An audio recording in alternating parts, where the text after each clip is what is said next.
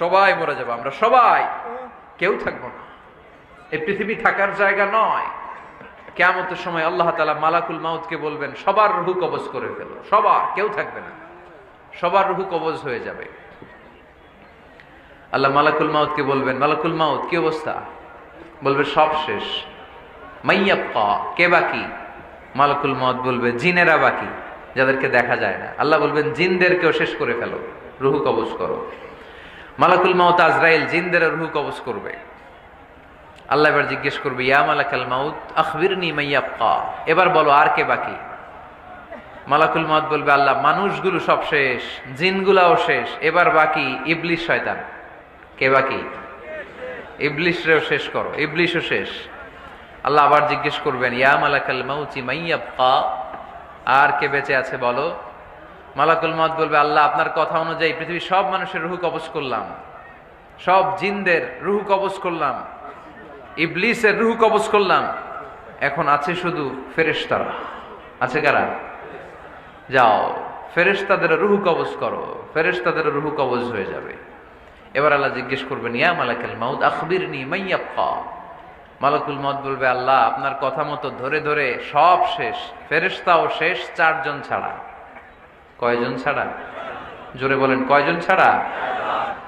ইসরাফিল, জিব্রাইল, মিকাইল, আজরাইল। আল্লাহ এই 4 জন আমরা বাকি। আল্লাহ বলবে, যাও ইযহাব ইনতালিক ইলা জিবরিল ওয়াকবাদ রূহা, জিব্রাইলের রূহ কবজ করো। ইযহাব ইলা ইসরাফিল ওয়াকবাদ রূহা, ইসরাফিলের রূহ কবজ করো। ইযহাব ইলা মিকাইল ওয়াকবাদ রূহা, রূহ কবজ করো। ওই 3 ফেরেশতাও শেষ। এবার আল্লাহ তাআলা জিজ্ঞেস করবেন, ইয়া মালাকাল মাউত আখবিরনি মাইয়াবকা, হে মালাকুল মাউত আর কে বাকি আছে বলো। মালাকুল মাউত বলবে, আল্লাহ আপনার কথা মতো মানুষগুলো শেষ, জিনগুলো শেষ, ইবলিস শেষ, আমার বাকি 3 ভাই ইসরাফিল, মিকাইল, জিব্রাইলও শেষ, শুধু আমি, শুধু আমি। আল্লাহ বলবেন, কেউ নাই? মালাকুল মাউত বলবে, না আল্লাহ কেউ নাই। এবার আল্লাহ তাআলা বলবেন, মালাকুল মাউত তুমি তো সবাই রে মারছো, এবার তুমি মরো, এবার তুমি মরো, তুমি মরো। শোনার সাথে সাথে মালাকুল মাউতের কাঁপুনি ছুটে যাবে, খিঁচুনি এসে যাবে ভয়ে। আল্লাহ বলবেন, কাঁপুনি দিয়ে তো লাভ নাই, কারণ কুল্লু নাফসিন যায়িকাতুল মাউত। রব্বুল আলামিন বলবেন, মালাকুল মাউত কেঁদো না, এটাই দুনিয়ার বিধান, আমি আল্লাহর দেয়া বিধান, এটাই, জন্মালেই মরতে হয়। যাও, জান্নাত জাহান্নামের মাঝখানে একটা জায়গা আছে, জায়গাটার নাম হলো আরাফ। এই আরাফের মধ্যেখানে যে দাঁড়াও, ওখানে যে মালাকুল মাউত কাঁপতে থাকবে। মালাকুল মাউত বলবে, আল্লাহ সৃষ্টির শুরুতে যদি জানতাম, সৃষ্টির শুরুতে যদি জানতাম সবাইকে মৃত্যুদান করার পরে, রূহ কবজ করার পরে আমাকেও মরতে হবে, তাহলে এই কঠিন দায়িত্বের ব্যাপারে আপনার কাছে ক্ষমা চাইতাম। আজকে আমারও যে ভাগ্য বরণ করে নিতে হবে সৃষ্টির শুরুতে, আমি এটা কল্পনাই করতে পারি নাই। আল্লাহ বলবেন, নো টক, মুত, ইয়া মালাকাল মাউত, মর, মরে যা, মুত, মরে যাও। বলার সাথে সাথে মালাকুল মাউত এক বিকট চিৎকার হাঁকিয়ে মরে যাবে। মালাকুল মাউতের চিৎকারটা সেদিন এত ভয়ঙ্কর হবে, বিষ্ণু ঈসা ইসলাম বলেন, ওই চিৎকারের আওয়াজ যদি পৃথিবীর মানুষেরা কান দিয়ে শুনতে পেত, তাহলে কিয়ামত সংগঠিত হওয়ার জন্য আলাদা করে ইসরাফিলের সিঙ্গার প্রয়োজন হতো না। ওই চিৎকারের আওয়াজে প্রতিটা মানুষ কানের পর্দা ফেটে ওই জায়গায় লাশ হয়ে পড়ে যেত।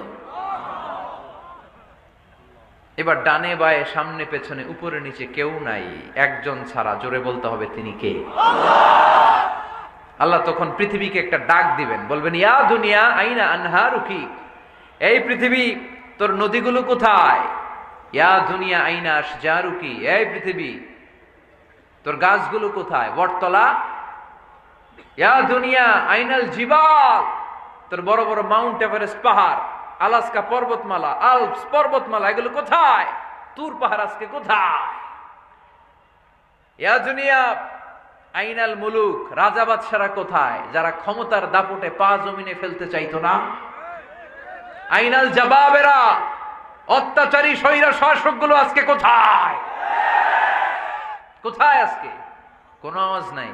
আল্লাহ তখন হুঙ্কার দিয়ে বলবেন, লিমানিল মুলকুল ইয়াউম, who belongs the kingdom today? Allah চিৎকার দিয়ে বলবেন আজকে ক্ষমতা কার? আওয়াজ করে বলেন সেদিন ক্ষমতা কার? আল্লাহ সেদিন প্রশ্ন করে নিজেই নিজের প্রশ্নের উত্তর দিবেন, লিমানিল মুলকুল ইয়াউমা লিল্লাহিল ওয়াহিদিল কাহ্হার। সেদিন ক্ষমতা দুনিয়ার কোনো রাজার নাই, কোনো বাদশার নাই, কোনো স্বৈর শাসকের নাই, কোনো সুলতানের নাই, কারো নাই। সেদিন ক্ষমতা চলবে একজনের, তিনি কে?